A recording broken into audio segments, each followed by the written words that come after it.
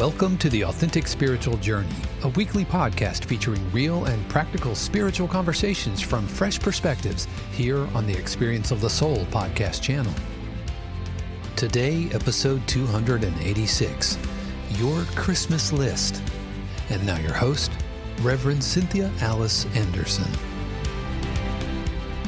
Hello and welcome to the Authentic Spiritual Journey. My name is Cynthia Alice Anderson.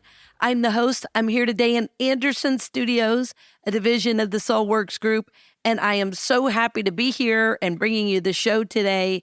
And happy December. I tell you what, friends, we are in the second Monday in December. I can't believe it already. It is Monday, December 11th, 2023. The year is almost up, and friends, we are in show 286. This is the Authentic Spiritual Journey, show 286, and the title of today's show is Your Christmas List. Your Christmas List. So I thank you, I bless you, and I welcome you into the show. Of course, as always, I hope you're starting your week off right by listening to the podcast and, getting some powerful intention going. I love to talk about intention, and I have learned so much over the last couple of years with all the research and the presenting I've done about intention, and it's pretty important this time of year, I've discovered. This is a great time of year for many of us because we're celebrating, holidays with friends and family, and not only Christmas, but Hanukkah and Kwanzaa and all the various, the solstice, all the various holidays this time of year. I'm Christian, and so my main celebration is Christmas, of course. But I honor the paths to God, and I honor the faith traditions during this time. Of course, if you live in the United States, Christmas is the prevailing theme, although in recent years, Hanukkah has played more of a part, which I think is great. So before we get into the show material, though, I want to do a shout out. I want to do a shout out to San Francisco, California. So San Fran, when I was there years ago, you were good to me. I've got some friends there and have visited several times over the years. So bless you, friends, for listening in San Francisco, California. Just know that we love you, we bless you, and that we know you're probably enjoying foggy in the morning and 70 degrees in the afternoon, no matter what time of year it is. So bless you in San Fran, and thank you for listening. Yeah, and again, let me know if there's a way I can be of service to your area even better. If there are topics you need, or if I can visit in person, let me know. I love to come and do that. I love to travel to your area and do special events. So definitely let me know. All right, friends, today's show 286 is Your Christmas List. Your Christmas List. As I'm preparing today, I'm having a very big cup of coffee. My coffee is from Lineage, that has been a proud sponsor of the podcast off and on over the years. And I needed coffee because this is kind of a big topic, believe it or not. And this time of year for me is always special because it is both current, whatever's happening in my life or my ministry or my work is always really big around this time of year. Of course, I have a huge family, so I'm often thinking about family very deeply this time of year, and I have a son, and I always want this time of year to be special for him and those I love. So yeah, for me, this is a big time of year. And then if you listened last week, you know that this is a pretty big time of year for me, simply because I do deeper spiritual work during this time. And this started for me several years ago. And partially it was because I realized I was going on automatic during this time of year. I was saying and doing things that were really no longer in alignment with what my intentions and goals were for my life. In other words, I just went on autopilot, And I think anytime there are traditions, and I talked deeply about this last week, but anytime there's something that happens every year, it's often around birthdays, it's often around Thanksgiving or Christmas, where there's a lot of family events, we tend to be taken back into old ways of doing and being pretty unconsciously, simply because it's how we know to do it, right? Simply because it's how we know to do it. So I can't even remember when this started, probably 10 years, maybe even 15 years ago. I think it was when my son was, beginning to mature. I knew I wanted to make new and special traditions for him. And I started realizing as the ministry grew, that I was serving at that time, I realized I was going a little unconscious. I was running around. I was thinking I had to do all these services. And I really pushed myself in a way that, looking back, I don't think was the healthiest way to be, quite frankly. At the time, it was the best I could do, and with the most light I had at the time. That said, I'm in a very different place today. And I think sometimes getting older and having more life experience is a wonderful teacher. And that's what and along with the spiritual and emotional growth I've been doing is helping, of course, all of that. So the title today, Your Christmas List, really begins with kind of an easy question. Like, if I said to you, what do you want for Christmas? Right? How many times have you been asked that this year? I have friends that start asking in October and November, and I often ask in the summer because sometimes I make my gifts, so that takes a little bit of effort and time. So, what do you want for Christmas? Right? Well, this is a fun question to ask. It tells you a lot about a person. And if it's somebody you love, of course, you want to do your best to get them what they want, right? And we'll say, make a list. And we'll say, make a list. Let me know what you want. Or I'm known to, if somebody says something they really like throughout the year, I'm known to pull out a notepad or a cell phone and, jot those things down so I can file them away for later for gift ideas. So I love that. What do you want for Christmas? It's like, well, I want this, I want that, I want this, I want that. And I love to buy people gifts. I love to buy gifts. I love to make gifts. I just love the giving of gifts. I think probably my love language is giving. And of course, that means I love to receive gifts, right? I just love to know when someone thinks about me. And it's just fun. And, that might be interesting to think about too in relation to this holiday. How do I feel loved and supported around this Christmas? But what do you want for Christmas is a question we're all asked, right? It is. It really is. And I find this part of the holiday a great deal of fun. Having said that, I also include, I'll say infuse or engage my spirituality.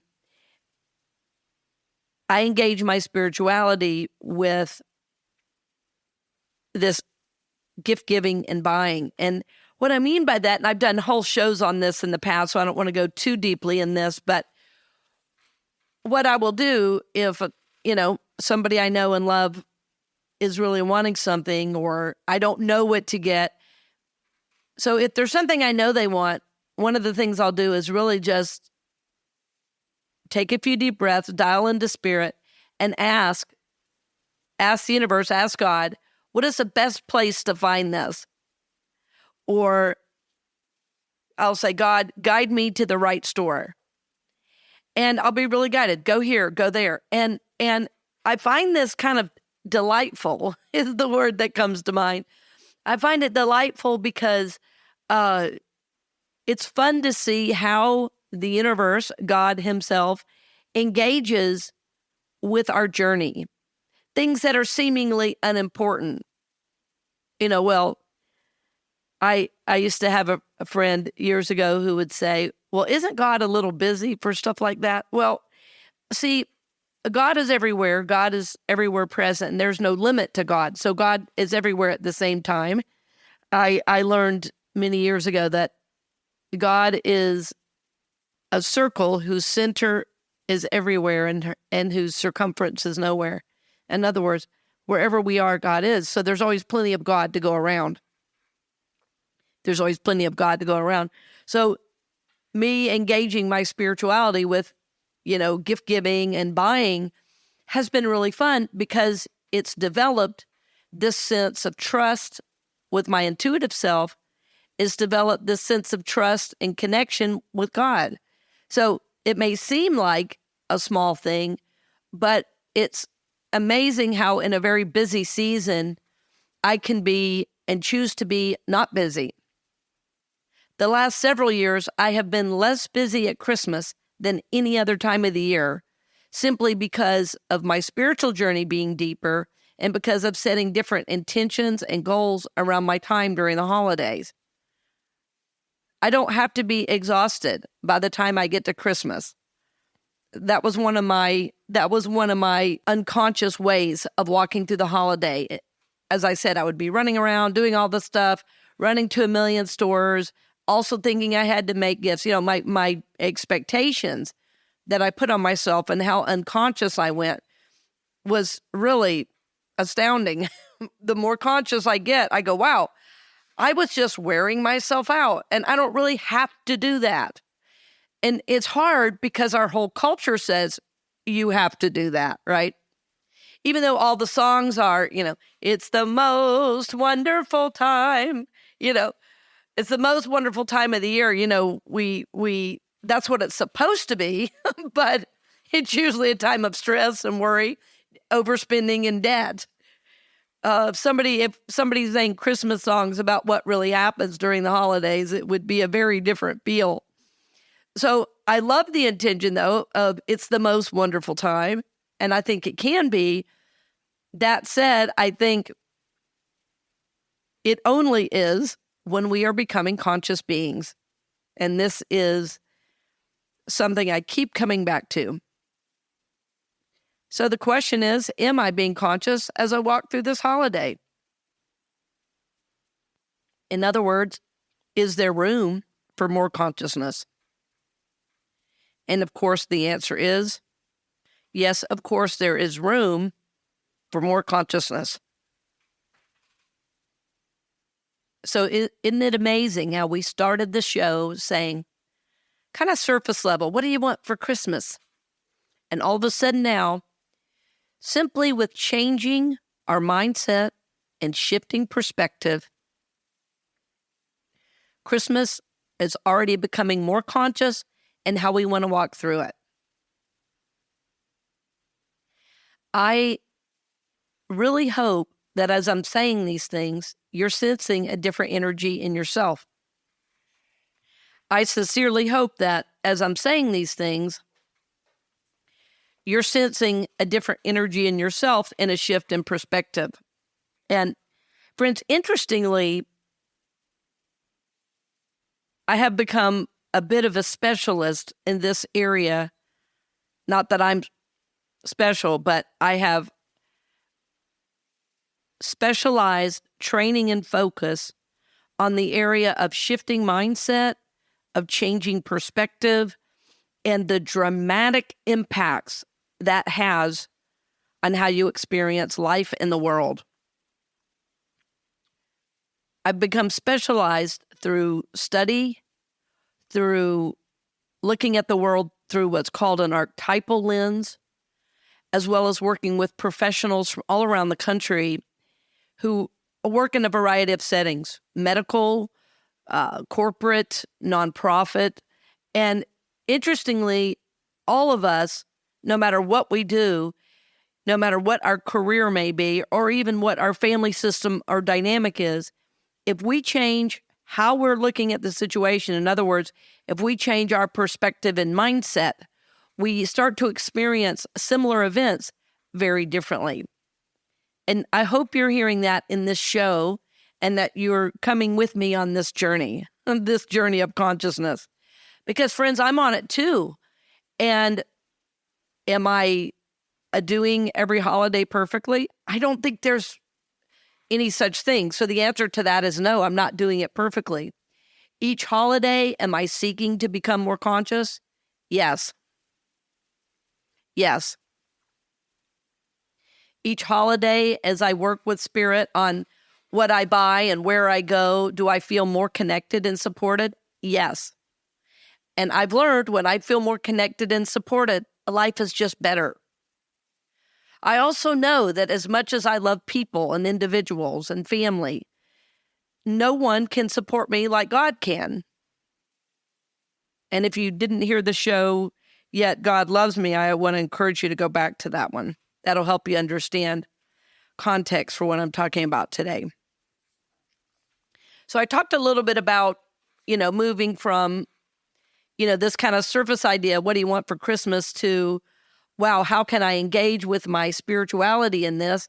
And I'll use the word even infuse, because I was just reading an article the other day about narcissism. I was working with somebody who has a difficult person in their life who is a narcissist, and I wanted to check on the symptoms that I had remembered. And it's really interesting to see that perspective. One of those behaviors of a narcissist is to compartmentalize to a great deal different areas of your life. And as I read that, I thought a lot of people do that, though, that are not narcissists. We all do it to a degree. There's like a home self, there's a work self, and sometimes we do it with our spirituality. Like we live 6 days and then we go to church and get a little spirituality for an hour, and then we go home and we go back into these old behaviors. So why am I mentioning this? Well, it's a journey to consciousness, right? And so I wanted to pause on this idea of engaging your spirituality during the holidays. And the other word I keep using is infusing, because the fact is, all of the holidays, no matter what your tradition, have a spiritual component. And what's happened in our culture is that we've been so marketed to about getting things and buying things that we've missed the whole point of the holiday. So my goal for my life and my hope for you as you're listening is that you're going to go, oh, well, that's right. Like as I'm reminding you, I'm reminding myself. It's not just about everything I can buy or anything I can get.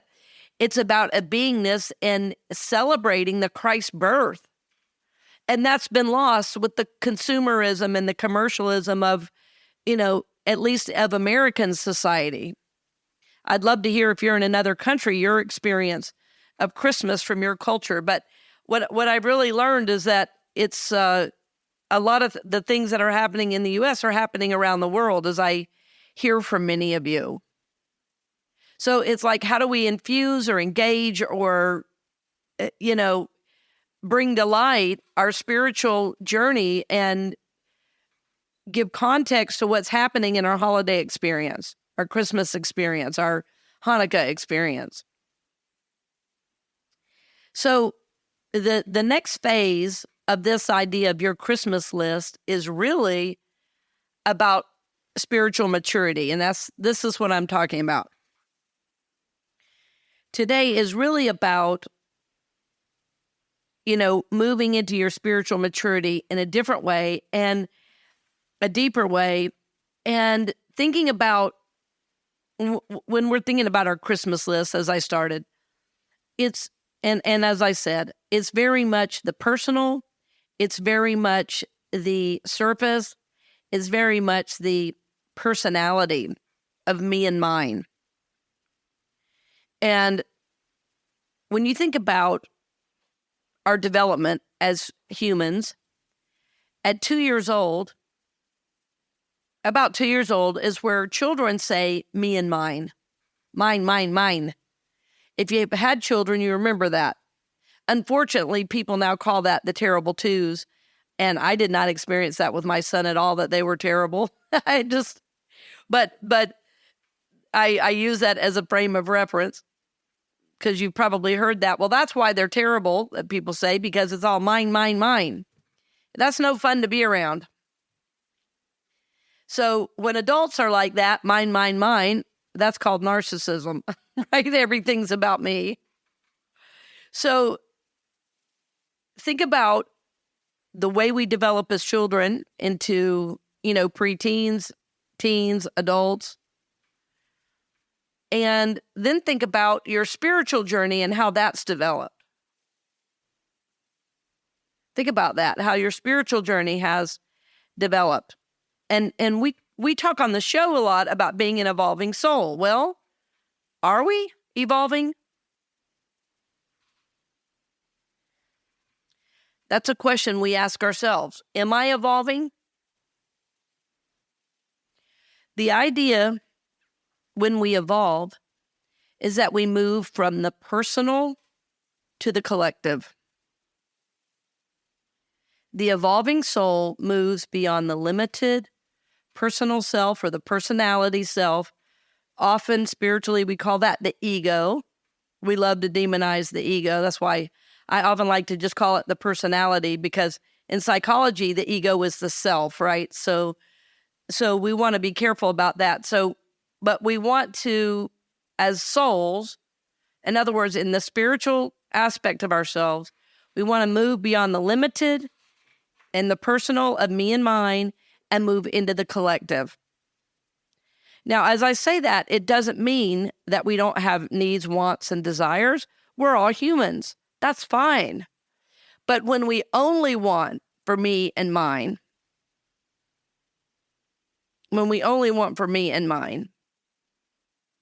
it gets ugly after a while. As I was talking about, 2-year-olds and their stage of development. If that stage of development is not handled well by the parents, the kids never grow out of that development stage. And we're seeing that more now than I ever have before.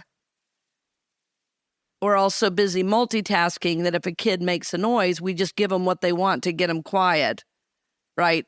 Well, what that's saying is you get whatever you want when you want. This is building an immature psyche. So when we, relate that to our spiritual journey, to our development as a soul, are we still stuck in the 2-year-old consciousness, or are we moving into spiritual adulthood? Like I often love saying that we are I often love saying we are the spiritual big kids that listen to the show and are trying to evolve. Because even when we go to the ballot box, we're seeking to vote for people that are most interested in the collective and not just what I want. Does that make sense? That I feel like I want to say to you, does that make sense? Right? Like, just apply it to your spiritual journey. And as I say spiritual, I'm including emotional. Because you can pray and meditate every day. And if you're not working with the emotional aspects where damage and hurt happened, as you were developing, your spirituality will only get you so far. So do you have a Christmas list or a Christmas wish, like the song says? By the way, I have links to that in the show notes, that song. It was originally, I think Natalie Cole originally sang it in the early 90s, but it's called My Grown-Up Christmas List. I love that song, My Grown-Up Christmas List. And I listened to it this morning right before coming on to record the show. And it's so important to move past the personality and the personal into the collective. So if you could have a wish for the collective, what would it be? And the most important aspect is, how are you playing a part to bring this into fruition? A lot of us will say, kind of almost absent-mindedly, well, I want peace on earth, but we're not seeking to have peace in our hearts and in our homes. Or we'll say, I want everybody to have what they need, but we're not giving to any organization or making any real engagement with people in need. I have a minister friend named Richard Rogers who used to say, a wish is just a dream without commitment. A wish is just a dream without commitment. And that's what a lot of us do. We have a Christmas wish and not really a Christmas dream for the collective. I can tell you, friends, that on a daily basis over the last probably year, I wake up thinking, what can I do to make the world a better place? The things that I see, the depression, the anxiety, the worry, the lack of resources, the misunderstanding, the lack of therapeutic support for people in need, all of these things, these conditions are only here because capable, conscious people are not taking action. So the reason I like that song, my grown-up Christmas list, is it kind of calls us into a different way of being, into a higher wish than just what I want for me. It's about what do I want for my world? And as I think about it, what legacy do I want to leave for my son and his generation and his kids? I want to leave a place where people are safe and loved. I want to leave a place where there's enough for everyone. I want to leave a place where people can get health care and education. I want there to be opportunity. I want there to be beautiful nature to enjoy.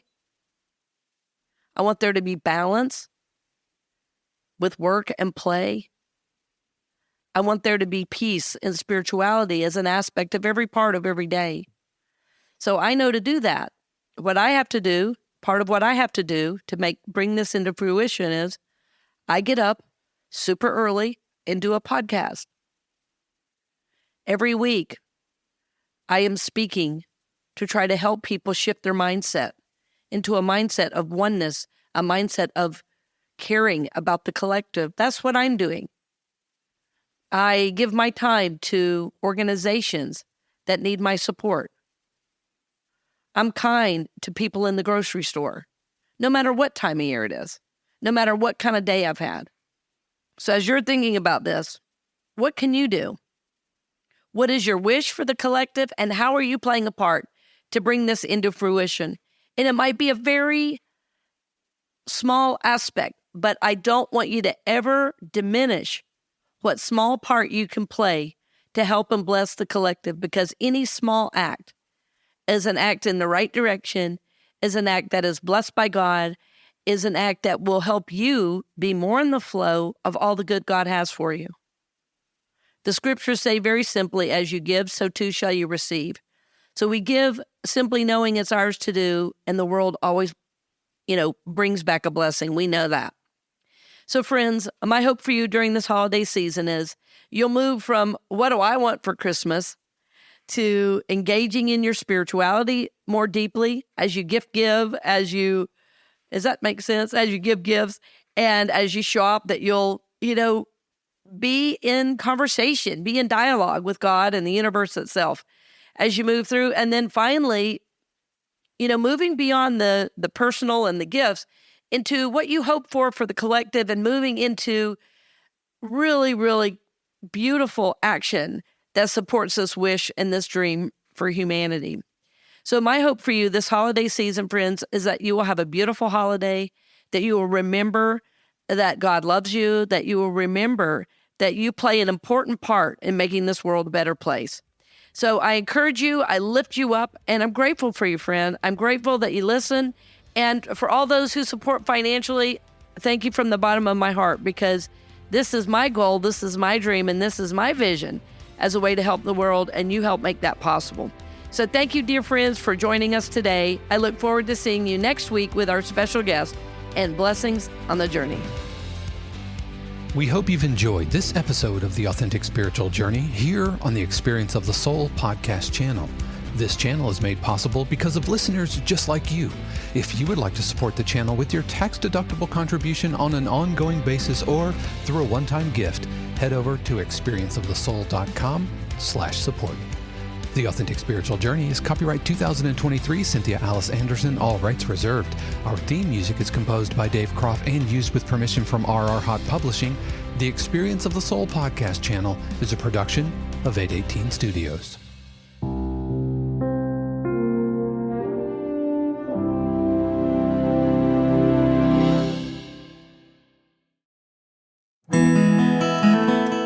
Hey friends, Sean here, your Experience of the Soul producer.